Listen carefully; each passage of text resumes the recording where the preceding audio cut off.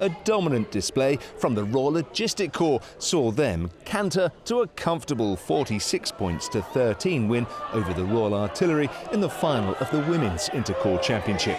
The RLC had too much firepower for their gunner rivals and were already well in front by the time South Cerney-based soldier Caitlin Fraser scooted in under the posts. The artillery women were rewarded for their resolve as they scored a consolation try full of quality. Charlotte Tweddle received the ball and the rangy runner from Thorney Island crashed in at the corner.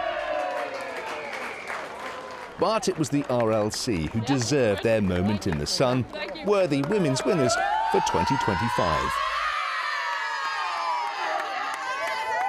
The girls played really well. You can't ask for more than that. They go out there, put their heart on the line, and that's all we want. And we got the win at the end. What do you think this says about this group of players? We're all a family. It's not just rugby to us. We're all as one big family, and I think that's important to have on a pitch. We all play for each other and get a job done. For you yourself, what's it like for you? Come on, let's be self-indulgent here. To get your hands on the silverware after a gruelling fixture, a gruelling campaign.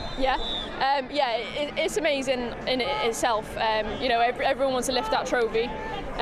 Suddenly lost it last year, but we regained it again this year. So I think if we carry on pushing, just keep going and we'll keep winning.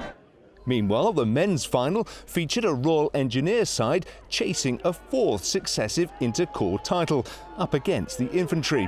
And despite having the ascendancy in the scrum early on, the Sappers found themselves behind on the scoreboard. Imi Korowale dotting down for an unconverted try following top-notch handling skills by his teammates. The Engineers hit back with a close-range effort from Manu Kakao. Army fly half Jack Johnson showed some pre-inter-services form with a fine conversion from the touchline. His side nudged in front, 7 points to 5. Johnson had slotted over a penalty, putting his side further in front by the time the Infantry crossed for their second try. On this occasion, Jesse Ribeiro darted in for an unconverted try to level the scores. Another try just before the break meant the Sappers went to the break in front.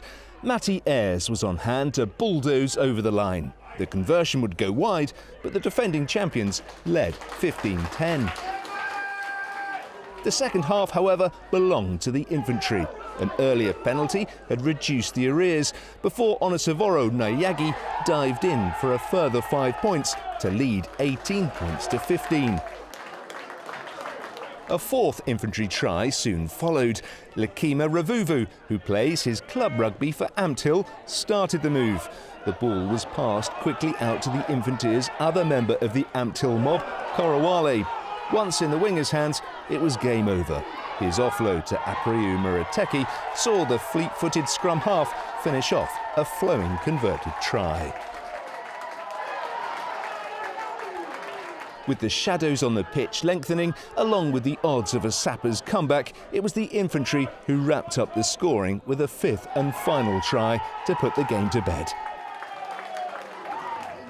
So delight for the Infantry as they take home the trophy, ending 3 years of Royal Engineer dominance. Genuinely unbelievable. I didn't think at the beginning of the season, coming up to Merit 1, I didn't think this was where we're going to be.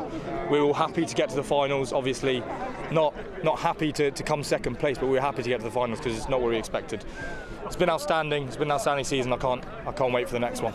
And for you as captain, what's it like to get your hands on the Army Intercorps Rugby Champions Trophy?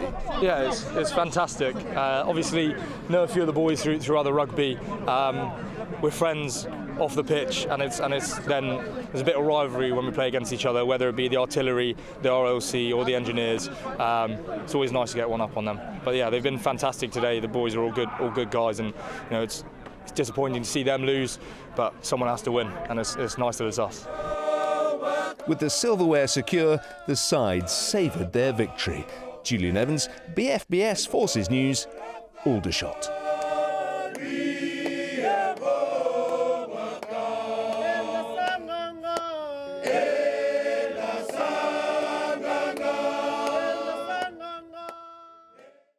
Thanks for watching. For more from BFBS Forces News, like and subscribe to our channel.